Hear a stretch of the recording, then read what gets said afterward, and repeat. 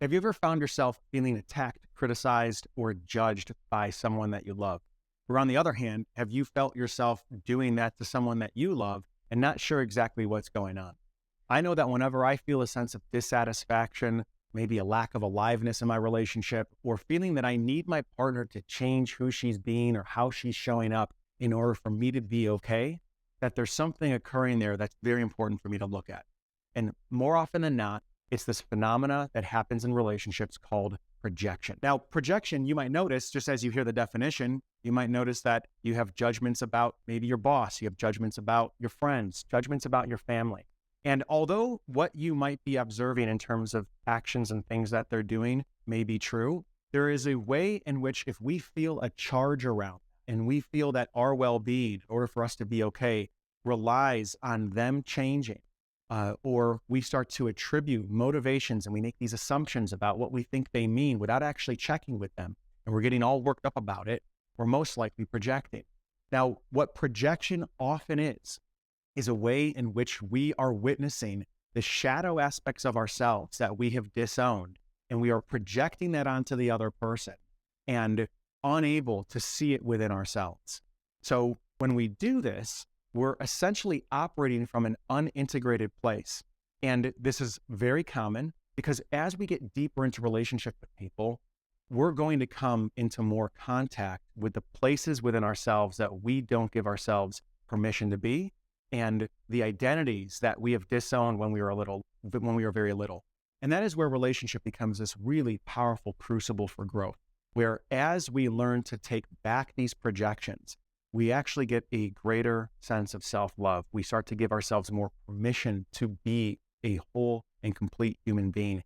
And by doing so, we start to give our partner permission and freedom to be themselves and be loved for it as well.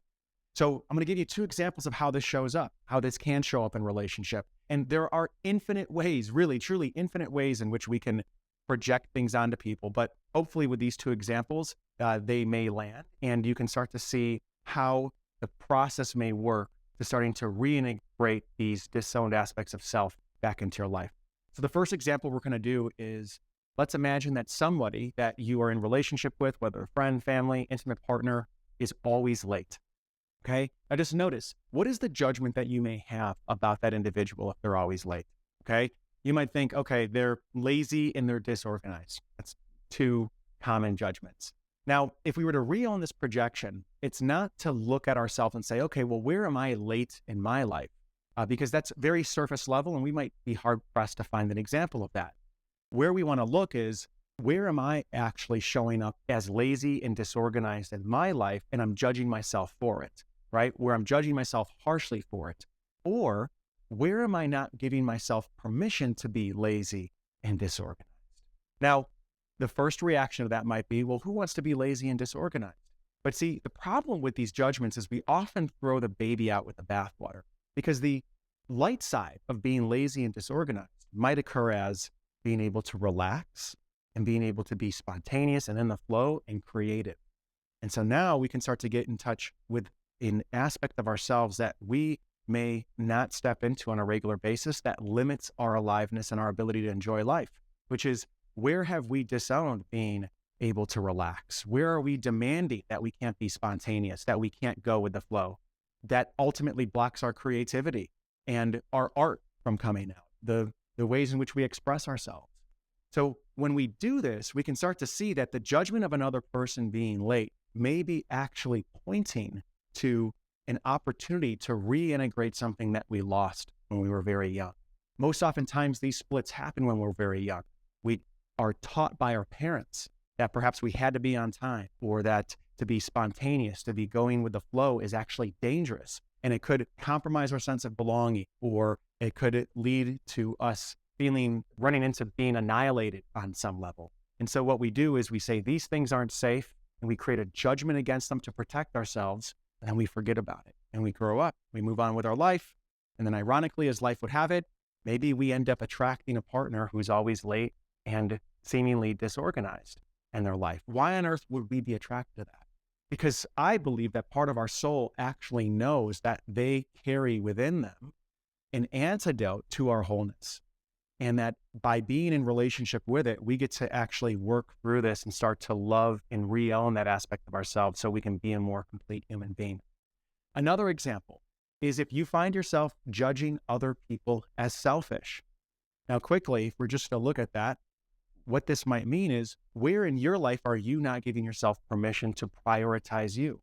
Where do you have a judgment that in order to be in relationship, you have to be self-sacrificing, that you have to be compromising in relationship?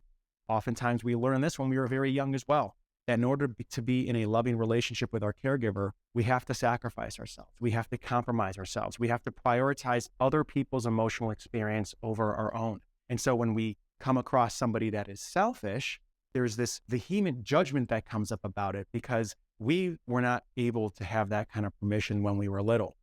And so as we start to notice this and take what's happening on the surface in present time as a judgment that's creating something within us, we can begin to investigate in our own life, where did I disown something that is integral to me being a whole and complete human being and experiencing life more fully?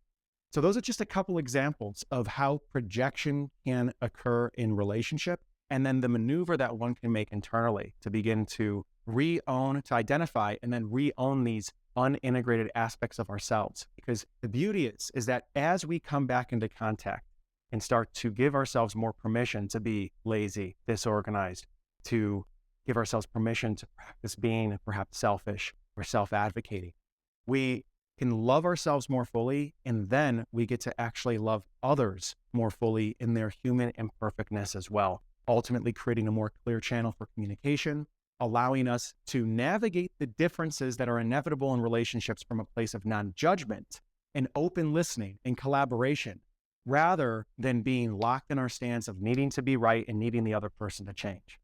My name is Clayton Olson, and if you enjoyed this video, please like it, comment below, and if you're looking for a guide called The 5 Secrets to Create an Extraordinary Relationship, I've got a free one that I created for you that distills 10 years of coaching, 5 key principles that are rather elusive and counterintuitive that I put into this guide that will give you some foundational principles and perspectives to create love that lasts. Thanks for watching.